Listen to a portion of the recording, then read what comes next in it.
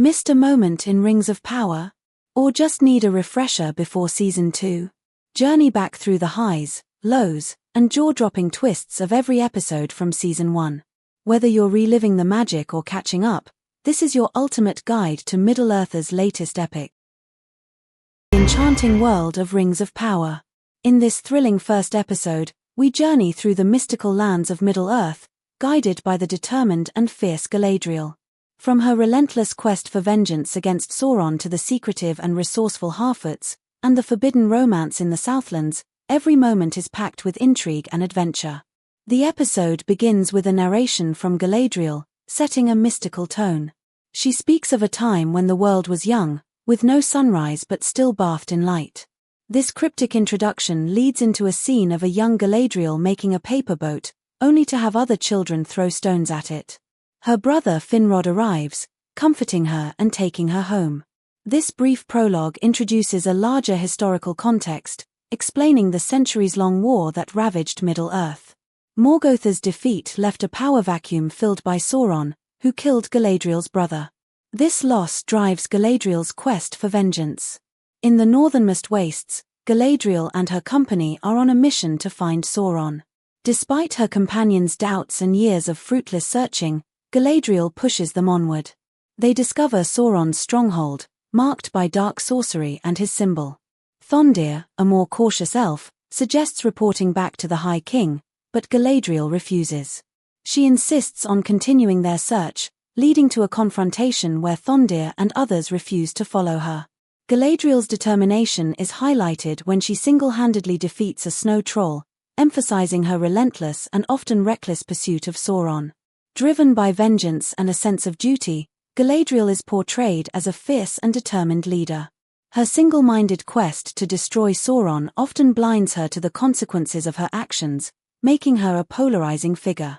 She is relentless, willing to sacrifice her comrades for her mission. This contrasts with her portrayal in the original trilogy, where she is more serene and wise. The scene shifts to the Harfoots, the ancestors of hobbits. They are a resourceful and secretive group, living peacefully. Nori, one of the young Harfoots, is adventurous and finds an ominous footprint. Her mother warns against exploring, emphasizing their need to remain hidden for safety. Nori represents curiosity and the spirit of adventure among the Harfoots. She is willing to explore beyond the safety of her community, setting her apart from the others. Her discovery of the mysterious footprint and later the stranger signifies her role as a catalyst for change. In Lindon, Elrond is not allowed to attend a high-level meeting but is excited by Galadriel's return. She requests supplies to continue her search for Sauron, but Elrond urges her to stay. The High King Gil-galad crowns her and her company for their deeds and offers them passage to the Undying Lands. Galadriel, however, rejects this, determined to continue her mission. Elrond is shown as a pragmatic and supportive figure, trying to convince Galadriel to abandon her dangerous quest. He respects her resolve but is concerned about the potential consequences. This version of Elrond is younger and less seasoned than the one seen in Peter Jackson's films, yet hints of his future leadership qualities are evident. The episode introduces Arondir, an elf, and Bronwyn, a human healer, who share a forbidden romance. Arondir is informed that their watch over the Southlands is ending, but he chooses to stay with Bronwyn. They discover a cow oozing black sludge and decide to investigate the nearby village of Hordon, finding it destroyed. This suggests that evil still lurks in the Southlands. Their romance adds a layer of complexity to the narrative, highlighting the tension between humans and elves. Arondir's dedication to Bronwyn and his decision to stay despite the end of his duty illustrate his deep feelings and sense of responsibility. Back with the Harfoots, Sadok, one of their leaders, senses something strange. An asteroid flies across the sky, witnessed by all main characters. Nori discovers that it holds an elderly man, hinting at a significant new character. The arrival of the stranger via the asteroid introduces a mysterious element to the story. His identity and purpose are unclear, but his presence hints at future revelations and significant impact on the plot. As the episode closes, Galadriel, aboard a ship to Valinor, decides to jump off, refusing to abandon her quest. This dramatic action leaves her stranded in the ocean, setting up her continued journey. The first episode of Rings of Power sets the stage for an expansive and intricate tale. However, it struggles with pacing and character likability, particularly with Galadriel, whose relentless drive can come across as harsh. The narrative jumps between multiple storylines, introducing a plethora of characters and settings, which may overwhelm some viewers. Despite these issues, the episode establishes a rich, albeit complex, world, promising deep lore and epic adventures ahead. As the first episode of Rings of Power draws to a close, the stage is set for an epic battle between light and darkness. Galadriel's unwavering determination, the mysterious appearance of the stranger, and the budding romance amidst chaos leave us yearning for more. Don't miss out on the unfolding drama and the destiny of Middle-earth. The second episode begins where the first left off, with Galadriel alone in the ocean, swimming toward an unknown destination. She discovers a raft with human survivors from a shipwreck. Initially welcomed aboard, the humans turn hostile upon learning she is an elf, blaming her for their misfortunes and pushing her off the raft. Ironically, this saves her as a sea monster destroys the raft, leaving only Galadriel and a human named Halbrand. They float together, and Halbrand reveals they were fleeing orcs. A storm strikes, and Galadriel nearly drowns, but Halbrand rescues her, hinting at a complex dynamic between them. Galadriel's determination and resilience are highlighted as she survives the ocean and forms a tentative alliance with Halbrand. Her unwavering quest to defeat Sauron makes her a complex and driven character, though her uncompromising nature can be off-putting. Introduced as a mysterious and initially hostile character, Halbrand's willingness to save Galadriel despite his earlier actions suggests depth and potential for development. His background fleeing orcs adds intrigue to his story. Nori and Poppy investigate the crater left by the fallen object, discovering the stranger in its center. The stranger awakens and grabs Nori, causing a moment of tension as dirt floats around them before he passes out again. Nori is determined to help him, believing his arrival is significant, despite Poppy's warnings. They hide him in a secluded area for the night. Later, Nori finds the stranger awake and eating snails, though they can't communicate. Meanwhile, Nori's father, Largo, injures his ankle while helping other Harfoots. At night, the stranger uses fireflies to form a constellation he's searching for, but the fireflies die, and the stranger collapses from the effort. Nori's curiosity and belief in fate drive her to help the stranger, showing her as compassionate and adventurous. Her actions indicate a willingness to defy norms for what she believes is right. Mysterious and powerful, the stranger's inability to communicate with Nori adds an element of suspense. His connection to the constellation and his unexplained powers suggest he plays a crucial role in the unfolding story. Bronwyn and Arondir explore the destroyed village of Hordon, finding it eerily empty. They discover a pit leading to a tunnel made by a creature. Arondir ventures into the tunnel, sending Bronwyn back to warn their people. When she tries to warn her village, they don't believe her. Theo, her son, complains about noises under the floorboards and sees a yellow eye. Arondir is captured by clawed hands in the tunnel. Bronwyn returns home to find Theo hiding from an orc. They fight the orc and Bronwyn beheads it, presenting the head to the villagers to persuade them to seek refuge in the abandoned watchtower. Their relationship highlights the tensions and bonds between humans and elves. Bronwyn's bravery in fighting the orc and Arondir's determination to uncover the truth about the tunnels show their strength and resolve. Elrond visits Celebrimbor, who wants to build a powerful forge. Elrond suggests enlisting the dwarf's help. He travels to Khazad-dûm to seek aid from his old friend, Durin. Initially refused entry, Elrond invokes the right of Sigintarag, a test of endurance. They compete in a rock-splitting contest, which Elrond loses. Durin, angry at Elrond for missing significant life events, eventually allows him to stay for dinner after Elrond's heartfelt apology. Durin's wife, Disa, helps ease the tension, leading to Durin agreeing to listen to Elrond's proposal. Elrond's diplomatic skills and genuine remorse for missing important events in Durin's life showcase his depth and complexity. Durin's initial anger and eventual reconciliation with Elrond highlight their strong bond and the potential for their alliance. As the episode closes, Galadriel and Halbrand's raft is shadowed by a ship, hinting at their imminent rescue. Meanwhile, in the Southlands, Theo discovers a dark blade that activates with his blood. Durin discusses Elrond with his father, King Durin III, who is skeptical but trusts his son's judgment. They open a chest containing a mysterious, glowing object, foreshadowing future. The second episode of Rings of Power builds on the foundations laid in the first, intertwining multiple storylines with rich character development. The episode maintains a balance of suspense, action, and emotional depth, although the tone can be inconsistent at times. As the plot thickens, the stage is set for more dramatic and epic developments in Middle-earth. As Episode 2 of Rings of Power comes to a close, the mysteries deepen and the stakes rise. Galadriel's relentless quest, the Harfoots' newfound ally, and the ominous events in the Southlands leave us on the edge of our seats. So here we have Arondir being hauled through, and chained up, and put to work. Here he does meet up with one of his former allies. He knows them. I think they were in the same regiment hit together. Soldiers that he battled with and guarded the area with. So, then get the next scene with Arondir. Yes, they're in the Southland.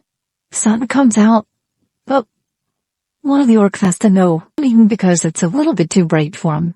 You didn't use his sunscreen. I skim forward a little bit here, so we have them working together.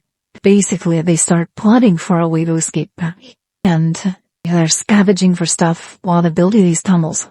Then the last part of the episode with Arondir. So it's broken into 3 stages, but this is basically the storyline. Now that Relief Jet stays the revolt, so they can escape from the orcs. Well, a group of Dolphin soldiers think they'll be able to get away pretty easily. So, they spring the plan by, there he goes, this little chain loop with been ahead with chains. And then they start their revolt. Remember kids, wear your sunscreen. And they start breaking their chains. They bring orcs bring in reinforcements, try to get out of the pit. But they not real successful. Arondir knocks down the canopy, exposing doesn't measure the sunlight, and they run. They not like that. Little vampires running away. So keep trying to escape. Release the warg. So we all know that is a big ol' wolfhound creature. So, little CG looking, but needless to say, the revolt doesn't go well. His leader digs out of the pit and is greeted by a volley of arrows, and Arondir ends up yanked back down into the pit. And just as they are ready to cut him, they say, keep him alive. We are going to take him to Adar. So here, the very last theme is who we assume is this Adar that they're talking about. And everyone's bowing to him. End of that scene. End of Arondir's storyline for this episode. Adar, is he the Dark One? Is he Sauron? They don't know yet, but it points that way that he might be. Let's go to the next storyline. I think we'll do Galadriel and Halbrand. They take up most of this episode. I'll save Dorian the Stranger for last just because they're my favorite characters. Now, with Galadriel and Halbrand, last episode, they are being rescued at sea. Let's take it here. They awake. They are aboard the ship, we suppose. Yes, because everything's swaying, so yes, they are aboard a ship. She's alive. Someone healthy. Then Halbrand's there with her, get her. So they're given food and rest. And here we meet. We do meet him, I believe. Elendil, Father Isildur. We will. Well, you may already know about him. That's what what happened. Oh boy. But he rescued them. Not too happy with Galadriel being an elf. But they get to where they're going with this beautiful architecture and landscape, sculptures in the mountainside. Galadriel knows exactly where they are. Halbrand does not. But it is a gorgeous city and land, or country, of Numenor. The shop right here. Yeah, what a play. Ship going under the bridge. I don't know how much of this was CG, how much of this might be model. Oh, I know the backgrounds and everything's CG, but how much of this Numenor miniatures? Because we know that these productions are known for their more practical things. Until then they're brought ashore. And they are immediately brought. We're just trying to get our fingers up. And before the Queen of Numenor flew into there, the have cut off from elves. We play, and the elves are an enemy of the people. So that, which is why of the delve is in hot water. So then we have a scene of Muriel confronting Elendil for not only saving an elf, but bringing an elf to their land.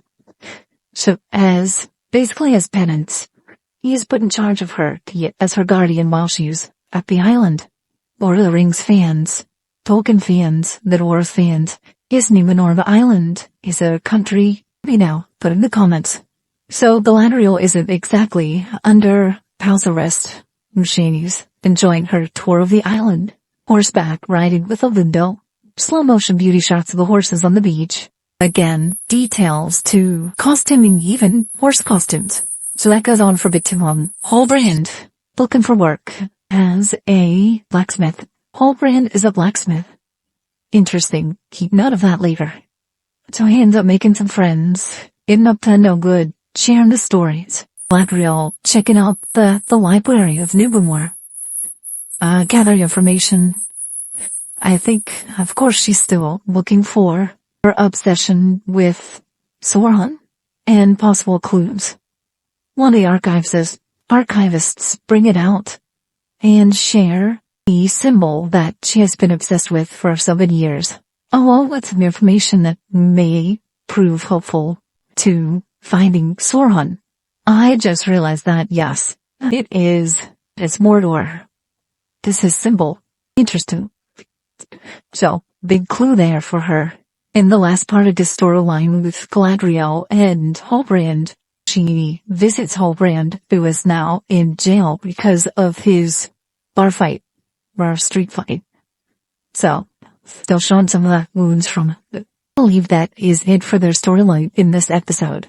One other storyline in Numenor, I forgot about this at the beginning, but we do meet Isildur, the son of Elendil. Let me show you this entrance real quick. So here is Isildur, working as a crewman aboard one of the Navy vessels for Numenor. That's him. Just some of his concerns or reluctance to do what he's doing. So, we'll get a little bit more into him next episode, I believe. Now, we get to my favorite characters. Unfortunately, I had to wait, I don't know, probably about half the episode to get here. But on to Dorian Brandedfoot and the rest of her village and rest of her peoples. They're introduced in this episode with this bizarre parade ritual. I don't know what you want to call it. Marching through the woods with these weird costumes. They Wickerbian type vibe or Midsummer type thing going on here. So the stranger better watch out. Even if he did come from the sky, but we have Sadok leading the villagers all around, so everyone's happy, celebrating kind of the end of the season, getting ready for their trip. Poppy and Nori planning things out how they're going to help the stranger. Nori, of course, her curiosity gets the best of her, so she is going to sneak into Sadok's tent to find some information for the stranger, with Poppy distracting him. So she's able to get some documents. I think it's a map, possibly, or a star map. Then he witnesses the whole thing, what she was up to, and he knows they're moving. Next we see them. They've started the journey. Unfortunately, Ori's dad, his injuries keep him from pulling the cart. Typically with this group of people, if somebody can't pull their cart, they're left behind. But the stranger makes his presence known, and Nori pops out and lets them know he's a friend. So they have potentially a wizard to work as a cart hauler. So, alright, I think that is it for that storyline. Yes, that is it for Nori and the stranger. A play-by-play, I would breaking the episode down into 3 main stories. Galadriel, Halbrand, and Queen Muriel in Numenor, Arondir and Bronwyn in the Southlands, and Elrond and Doran at Khazad-dûm. These are my order of preference, always ending with my favorite storyline for the episode. Unfortunately, there is no Nori, Stranger, and the Harfoots in episode 4. So if you're only watching for them, you can skip it. Okay, we'll start in the Southlands, where Arondir is captured after a harrowing escape attempt. We immediately are plunged into the heart of darkness as he is dragged into the orc encampment, a grim and foreboding place that feels like physical manifestation of despair. The tension is palpable as we're introduced to Adar, a mysterious figure cloaked in shadow and myth. Adar's introduction is a masterclass in creating a complex villain. He's an elf, but unlike any we've seen before. His face is scarred, and his demeanor exudes a strange mix of grace and malevolence. In a chilling moment, Adar confronts a dying orc, an act that reveals a twisted, betrayal side to this character. The tender way he strokes the orc's forehead, before mercifully ending its suffering, is both unsettling and intriguing, challenging our perception of good and evil in this world. The scene suggests that Adar is more than just a typical antagonist. He is someone with a deep connection to the creatures around him, possibly hinting at a past intertwined with dark forces. Arondir, confused and alarmed by what he's witnessing, asks Adar directly who he is and why the orcs referred to him as father. Adar's response is cryptic, filled with references to ancient lies and the need to remake the world, which he ominously hints is beyond even the gods, at least beyond them for now. This dialogue sets up Adar as a character with grand ambitions, someone who sees himself as a potential godlike figure, possibly seeking to reshape Middle-earth according to his own dark vision. His refusal to fully answer Arondir's questions adds to the mystery surrounding him, leaving both Arondir and the audiences in suspense. In a surprising twist, Adar does not kill Arondir. Instead, he sends him back to the watchtower of Ostirith with a message. The humans must surrender and swear fealty, or face annihilation. This decision introduces a strategic element to Adar's character. He's not just a brute force, but a calculated leader who uses fear and psychological warfare to achieve his goals. The task given to Arondir also places him in a moral dilemma, as he must now deliver this stark ultimatum to the people he's sworn to protect. Next, we will travel to Ostirith, the refuge, still in the Southland. This is a stark contrast between the grim encampment of the orcs and the desperate makeshift refuge of the Southlanders. This becomes apparent. The people led by Bronwyn are struggling to survive, their fear and uncertainty palpable in every scene. The watchtower of Ostirith, while a place of refuge, is far from secure. The defenses are weak, and the atmosphere is heavy with dread. The setting evokes memories of Helm's Deep from the Two Towers, but with a much darker, more desperate edge.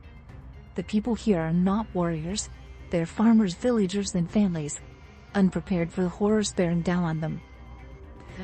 The arrival of Woldrig, an eccentric and somewhat ominous villager, with a meager supply of potatoes, highlights the dire situation. Food running out, and with it, the hope of the people. The small amount serves as a reminder of the harsh realities of war.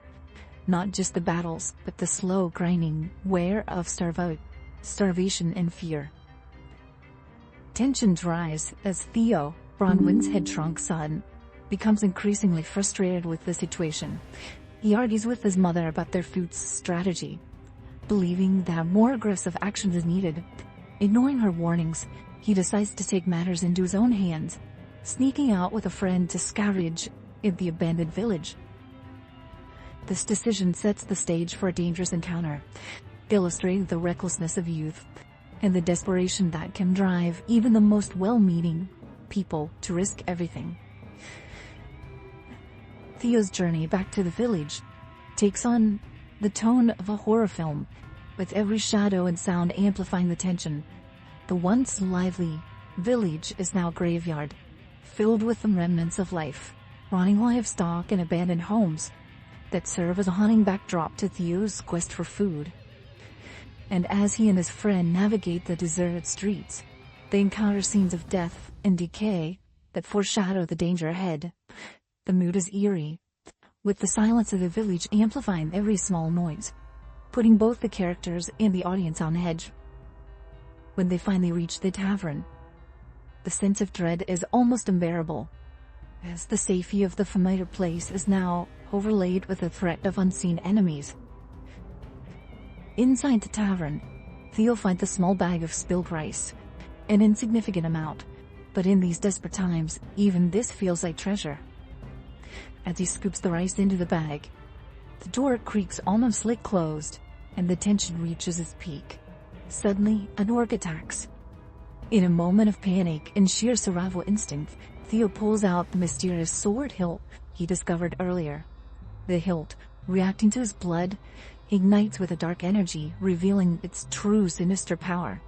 The orc, recognizing this power, demands to know where he found it, adding layers to the mystery to the weapon and its connection up to dark forces at play.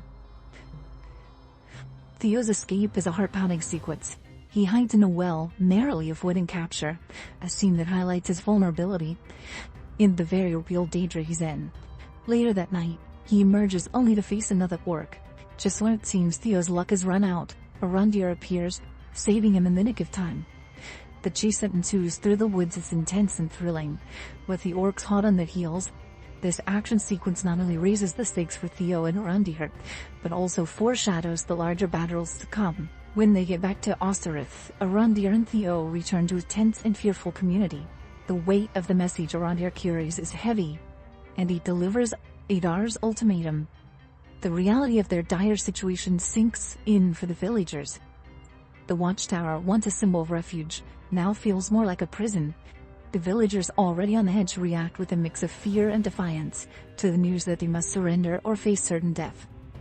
The scene is charged with emotion as the community grapples with the impossible choice before them. Here, the tension escalates when Waldrig, the twisted barkeeper, confronts Theo. In a dark and revealing conversation, Waldrig identifies the sword hilt as an ancient relic once belonging to Sauron. His scars and deep knowledge of the artifact suggest a past involvement with the dark forces, and is a burst hint at a lingering loyalty to the Dark Lord. This revelation adds a new layer of danger, as it becomes clear that there are those among the villagers who may not be as trustworthy as they seem. Waldrig's allegiance to evil forechathers, internal conflicts that could fracture the already fragile community. Now, we move on to the story in Numenor this episode. Starting out with an ominous vision. So in the island, growing tensions, and the ominous signs that something is deeply wrong, Queen Regent Muriel takes center stage in this subplot, her character steeped in both authority and profound sense of dread. Numenor, with its grand architecture and rich history, is shown in stark contrast to the Southlands. However, the grandeur is overshadowed by an increasing sense of doom. The visuals in the scene are particularly striking, with the white tree, Numloth, standing as a silent witness to the island's impending crisis. During a ceremonial blessing of Numenor's infants, Muriel was struck by a terrifying vision. She sees a massive wave engulfing the entire island, a catastrophic event that symbolizes the fall of Numenor. The vision is vivid and unsettling, a harbinger of the destruction that Muriel fears may be inevitable. However, it's soon revealed that this wave is part of a prophetic dream, one that has haunted Muriel and informed many of her recent decisions. The white tree Numloth begins to shed its leaves, a deeply ominous sign, given its historical significance as a symbol of Numenor's prosperity and the connection to the elves. The episode delves into the history of Numloth, tracing its lineage back to the sacred trees of Valinor, which were destroyed by Morgoth, the Dark Lord. This connection to ancient elven history deepens the significance of the tree's decline making the potential downfall of Numenor itself. Muriel's fear for her people and her island is thus rooted in history that spans ages, adding weight to her decisions in the tension between her and the elves. Along with this boding vision, Muriel must deal with political and social unrest in Numenor as it begins to bubble to the surface, driven by the fear of the unknown and the manipulations of Pharazôn, Muriel's advisor. As the people grow increasingly suspicious of the elves, Pharazôn seizes the moment to solidify his influence. Pharazôn delivers a powerful speech that further strokes the fires of mistrust.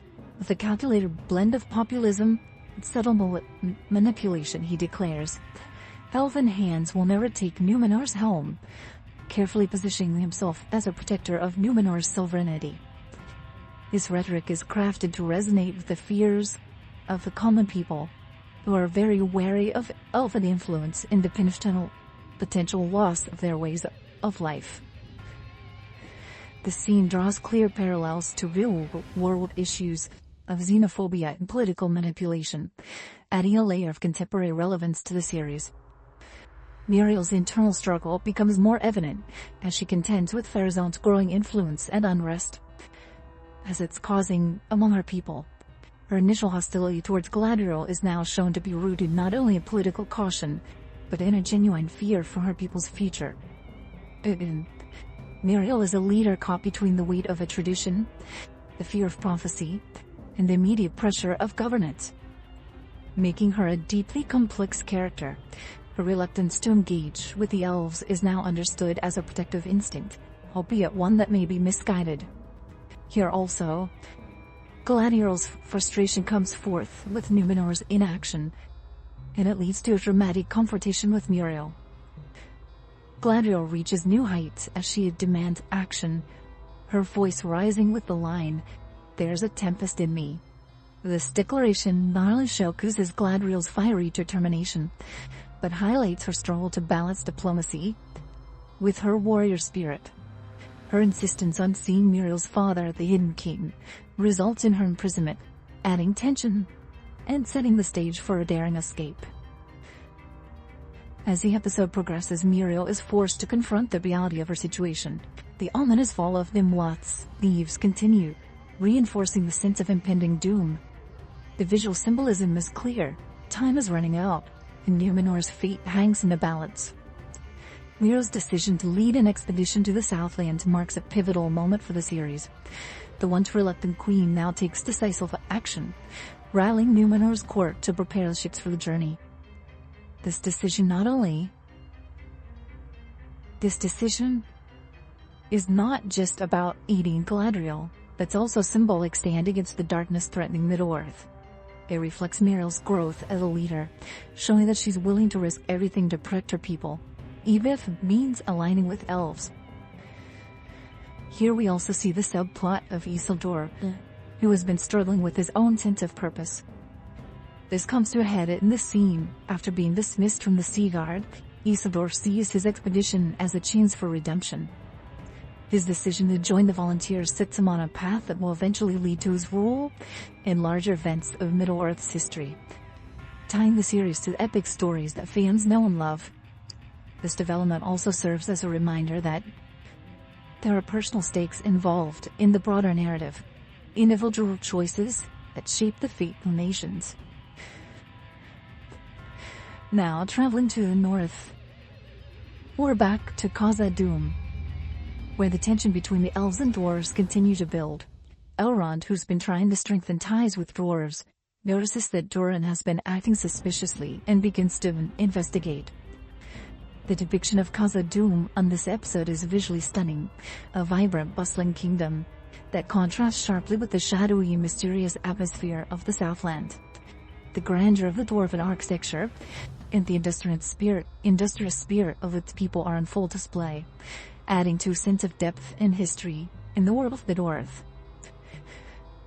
Elrond's investigation leads him to a hidden mine, where he uncovers a glittering vein of mithril, a rare and incredibly powerful ore.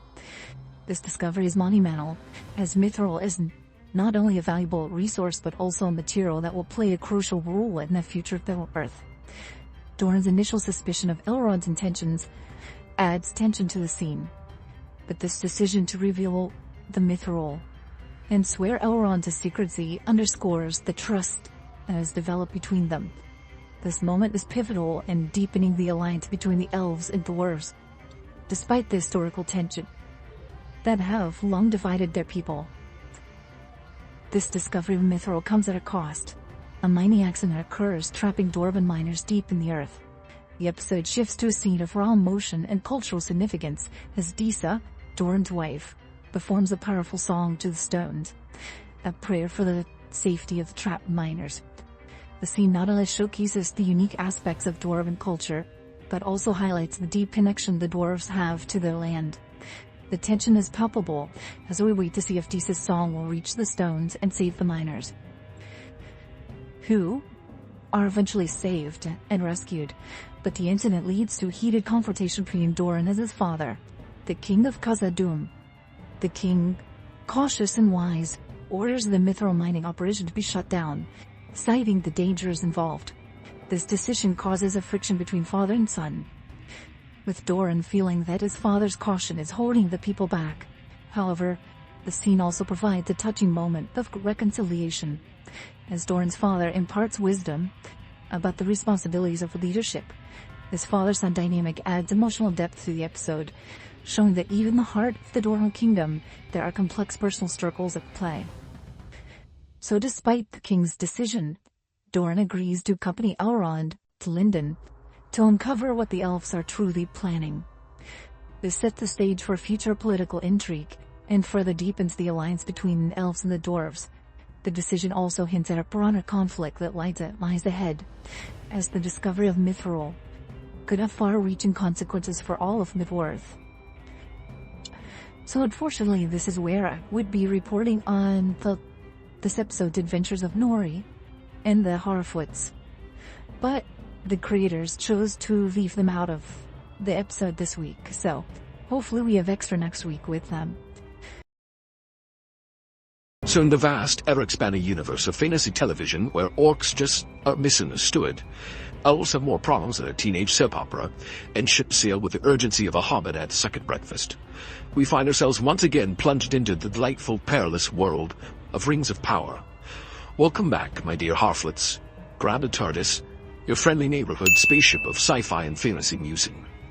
I missed you all, almost as much as I missed the days where rings were just jewelry and the harbingers of doom. But what an episode we have today.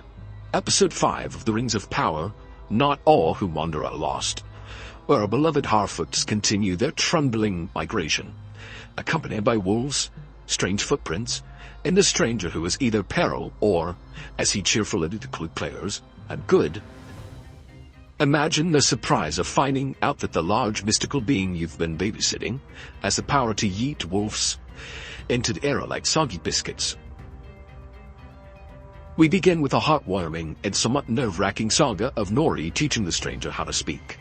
And, as one does, starting with the essential vocabulary. You know, words like snails, because why not? It's not like survival in the wilderness is more important than the comprehensive gastropod lexicon. But then, my dear viewers, we plunge into the Grey Marshes, a place that sounds just as inviting as a tax audit. Here we're treated to a feast of waterfalls, braided rivers, and the kind of scenic thunderstorms that make you wonder if the Weather Channel might have overhyped it just a tad. And then there's Poppy, whose singing is so hauntingly beautiful that it momentarily distracts you from the fact that there's enormous wolf prints in the mud. And yes, they are enormous.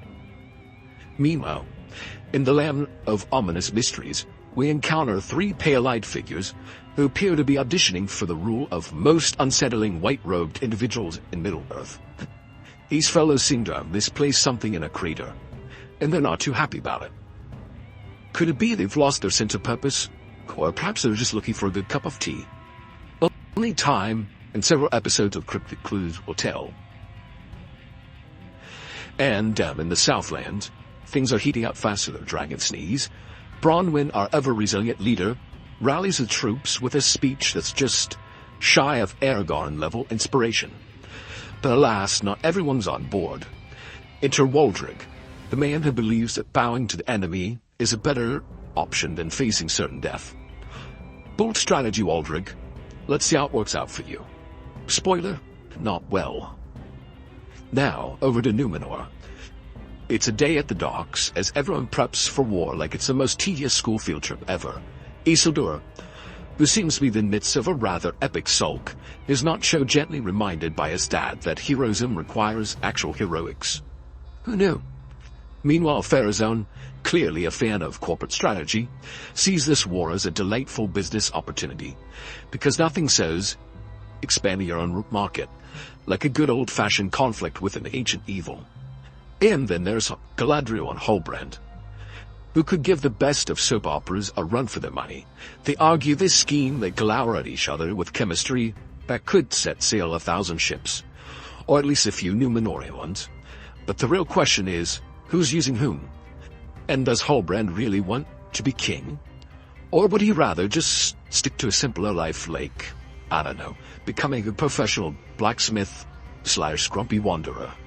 Meanwhile, in the more diplomatic corners of Middle-earth, Elrond and Durin are busy proving that friendship forged in fires of Khazad-dûm can indeed endure awkward royal dinners, and a few little white lies about magical minerals.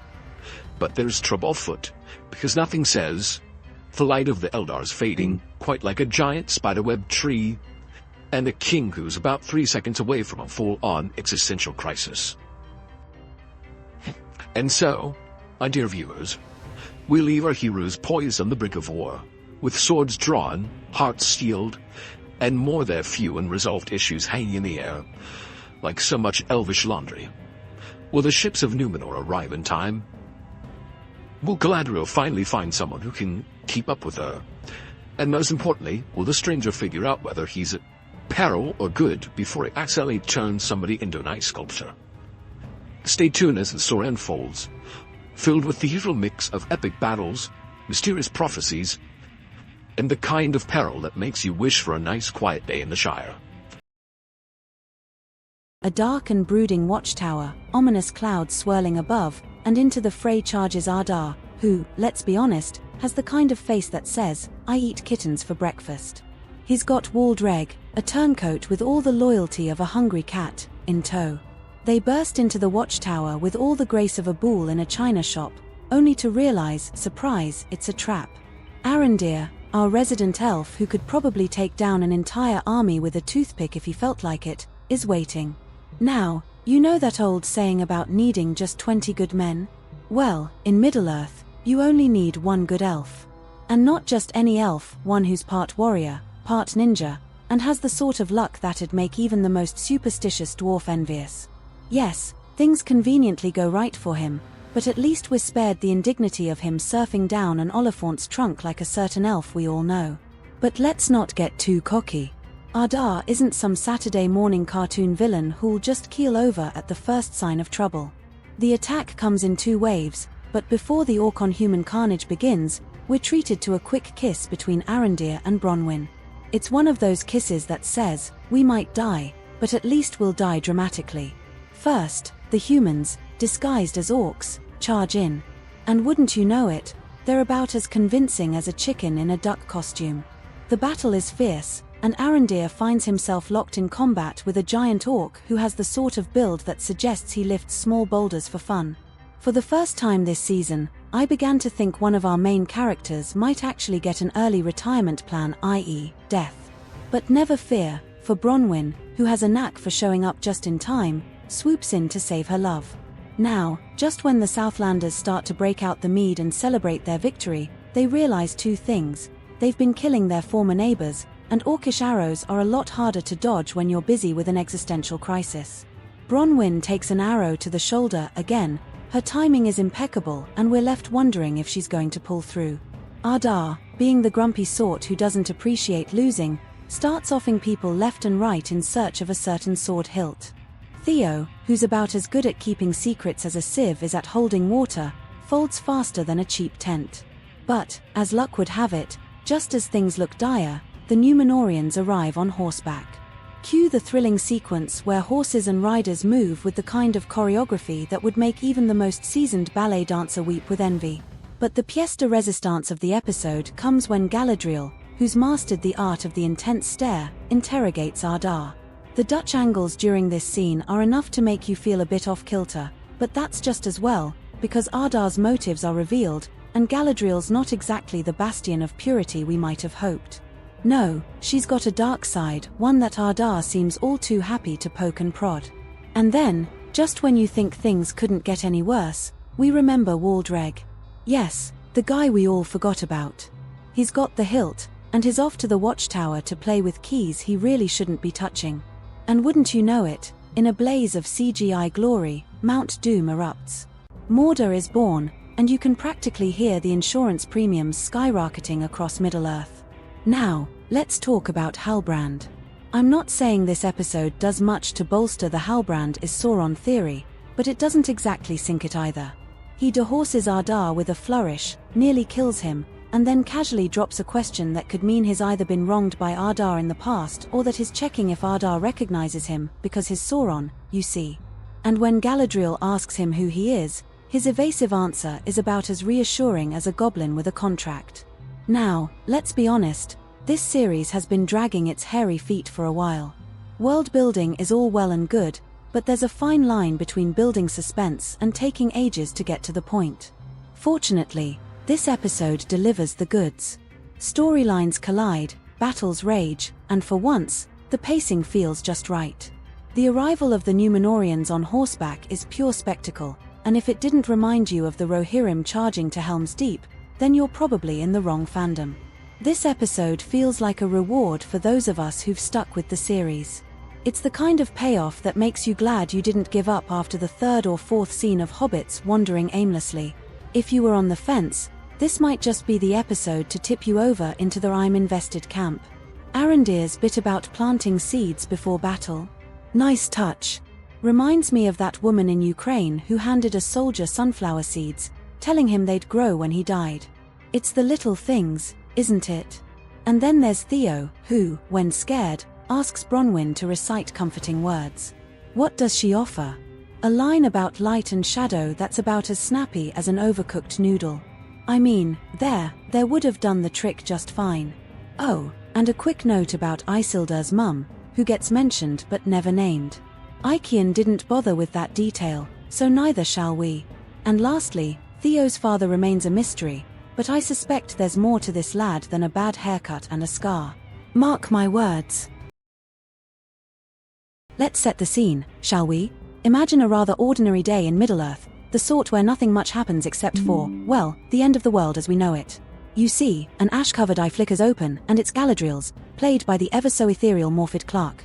Now, waking up in a bed of ashes isn't exactly a top-tier experience, especially when your once scenic village has decided to audition for the role of Hell on Earth. Everything, and I do mean everything, is bathed in a lovely shade of impending doom red. It's as if someone took a can of fiery paint and went mad with it.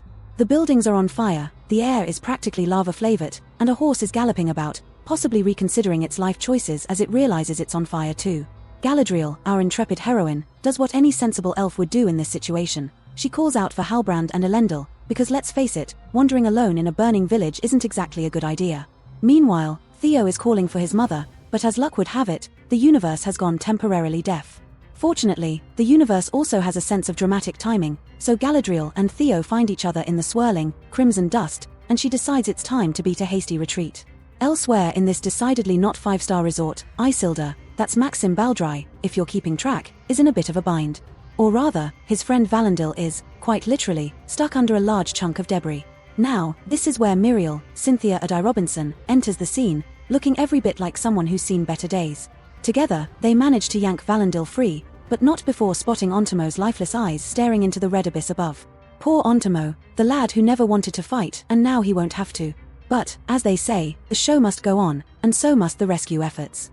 There are children trapped in a burning building, after all, and that's just the sort of thing that requires heroic intervention.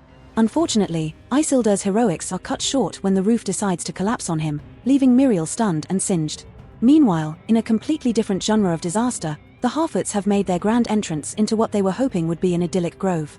But instead of the promised land of apricots and apples, they're greeted by the sight of scorched earth and trees doing a convincing impression of burnt toast. Sadok, the Everwise, mentions something about volcanoes waking up when new evils are on the rise, which is a roundabout way of saying, well, we're in it now, aren't we? Nori, our resident Harfoot heroine, is understandably concerned that she may have inadvertently brought the new evil along for the ride. But all is not lost. Enter the stranger, a mysterious fellow who seems to have a knack for talking to trees. With a few murmured words, he coaxes new life out of a charred tree, and lo and behold, the fruit starts to brighten up again. Unfortunately, his botanical magic also causes a rather large branch to come crashing down on Nori, which puts a bit of a damper on their budding friendship.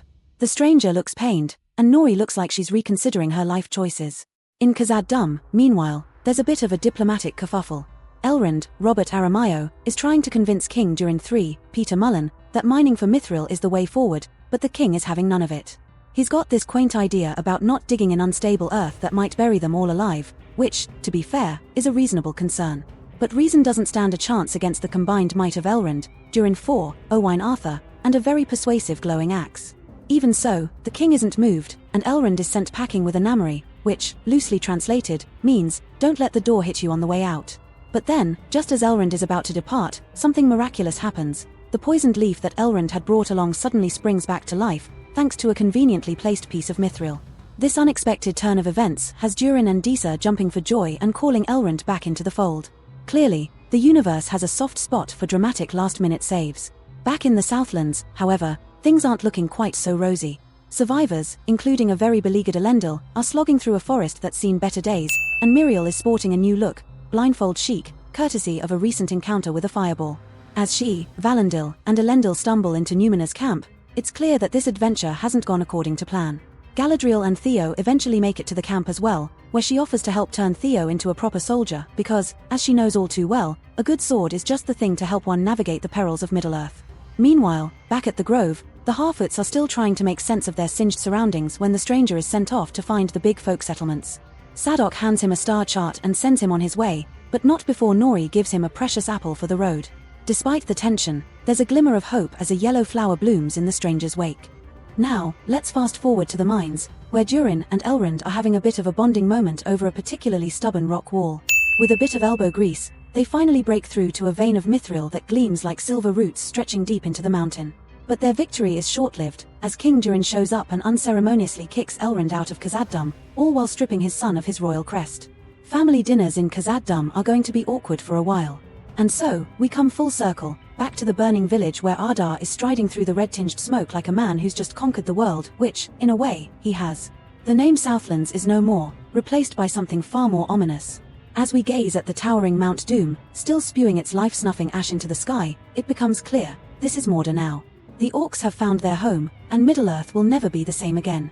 As the shadows grow longer and the stakes higher, there's so much more to uncover in the days ahead. This finale isn't just the end of a season, it's the beginning of a legend. In the great expanse of the cosmos, or at least in the somewhat more localized expanse of Middle-earth, things took a turn for the intriguingly bizarre this week. The stranger, played by Daniel Wayman, found himself in a spot of trouble, as strange cultists, known for their mysterious ways and even more mysterious taste in headgear, cornered him like a mouse caught in a particularly shiny trap. These cultists, led by the Dweller, Bridie Sisson, boldly declared him to be none other than Lord Sauron, which seemed to give the stranger a momentary identity crisis. One could almost hear the gears turning in his mind as he pondered, Sauron? Is that me? Do I even like that name? For those playing Sauron identity bingo at home, this revelation was the jackpot, or at least it would have been if the stranger didn't look as confused as a penguin in the Sahara. If he really were Sauron, one imagines he'd be far too busy twirling his metaphorical mustache and plotting doom to entertain a rescue mission by Nori, Markella Cavenar, and her pint-sized friends. Speaking of Nori, she's been up to her usual Harfoot shenanigans, which in this instance involves attempting a rescue mission that seems about as likely to succeed as teaching an orc to do ballet. But never let it be said that Nori lacks pluck. She, her mum, her best friend Poppy, Megan Richards, and the rest of the Harfoot crew were facing off against these cultists who, it turns out, aren't just mysterious but also really quite powerful. The Dweller, in particular, had the unsettling ability to shapeshift and throw around magic like confetti at a particularly rowdy wizard's party. Now, Middle-earth isn't exactly known for its flashy spells. Wizards in these parts tend to be more about cryptic wisdom and occasional fireworks than your standard lightning bolts and fireballs. But when Sadok Burrows, Lenny Henry, took a nasty hit and things were looking bleak, the stranger finally decided it was time to stop being so, well, strange and start being useful. With a flick of his newfound powers, he turned the cultists into something rather less threatening, possibly butterflies, though it's hard to tell when things are swirling around in a magical windstorm. Sadly, the heroics came too late for Sadok, who shuffled off his mortal coil just as the sun rose, but at least he went out in style, surrounded by friends. With the cultists dispatched, the stranger realized something profound. He's an Istari, basically a wizard, but with a bit more existential angst and a lot more wandering around in mysterious robes. He also made the very firm declaration that he is, in fact, good, which is always a reassuring thing to hear from someone who might have been Sauron just a few moments ago. Nori, ever the intrepid adventurer, decided to tag along with him on a journey to a place called Run, which sounds like it could be fun or at least provide some nice postcard moments. Before setting off, there was an emotional farewell to the Harfoot camp, where Nori bid adieu to her family in a scene designed to tug at the heartstrings, or at least give them a gentle nudge. As they left, the stranger dropped a line that seemed suspiciously Gandalf-like, which should put to rest any lingering doubts about who this fellow really is. Sure, it's a bit ahead of schedule according to Tolkien's official timeline, but when has a few millennia ever mattered in the grand scheme of things? Meanwhile, in a completely different part of the story, the Númenóreans sailed back home, presumably nursing both their wounds and a growing sense of impending doom. Elendil, Lloyd Owen, had some words of comfort for Queen Regent Miriel, Cynthia Adar Robinson, who was now blind, but he didn't seem to have much solace for himself, what with his son Isildur, Maxim Baldry, being missing and all. Back on the island, they discovered that King Tarpalantar, Ken Blackburn, had passed away, though not before dropping a few cryptic words to Elendil's daughter Irian, Emma Horvath, about some mysterious artifact known as the Palantir. Clearly, things are shaping up to be a bit of a mess for Miriel, who's now facing both political unrest and the growing suspicion that life is about to get a lot more complicated. Over in a region, Galadriel, Morfydd Clark, was having a bit of a day herself. She turned up with Halbrand, Charlie Vickers, who was looking worse for wear, and handed him over to the elven healers while she explained to Elrond, Robert Aramayo, and Celebrimber, Charles Edwards, why she'd suddenly reappeared with a sickly human in tow. After some catching up, they got down to the real business of the episode, trying to figure out what to do with the tiny lump of mithril they had, which was apparently all that stood between the elves and a grim fate. Enter Halbrand, who, despite his recent brush with death, had some surprisingly helpful suggestions on how to use that mithril. If you're familiar with the lore, you might be hearing alarm bells right about now. After all, there was this fellow named Anatar who turned out to be Sauron in disguise, who once helped the elves forge some rather significant jewelry. So Halbrand's involvement in the whole smelting process might be just a tad suspicious. Galadriel, being the sharp elf she is, started connecting the dots and quickly realized something was off. When she confronted Halbrand, he finally admitted it. Yes, he's Sauron. But he's not bad, he insists, just misunderstood. After all, the deaths of countless elves were just a bit of a mix-up, really. He even tried to recruit Galadriel to join him in his quest to save Middle-earth from itself, which was a bit cheeky, all things considered. She, however, was having none of it and managed to resist his charms, sending him off on his way to Mordor to brood and possibly redecorate the place. In the end, Galadriel seemed oddly relieved by the whole affair. At least now she knew her enemy was real and not just a figment of her overactive imagination. With that in mind, she donated her brother's dagger to the creation of 3 shiny new rings for the elves, which felt like a momentous occasion, especially since we've been waiting all season for some actual rings of power to show up in the rings of power. So, what does Istari mean? Well, it's just a fancy way of saying wizard, and it seems that's what our stranger is, after all. With mysteries solved, questions raised, and plenty of room for more adventures, the season wrapped up in a satisfying fashion. Sure, there were some liberties taken with the lore, but when you're having this much fun, who's really counting? With the fate of Middle-earth hanging in the balance, this finale has set the stage for an epic journey ahead. If you're excited to see where the story goes next, hit that subscribe button and ring the bell to stay in the loop. We'd love to hear your theories and reactions in the comments below. What do you think lies ahead for our heroes and villains? If this episode blew your mind, give us a thumbs up, and we'll see you in the next adventure.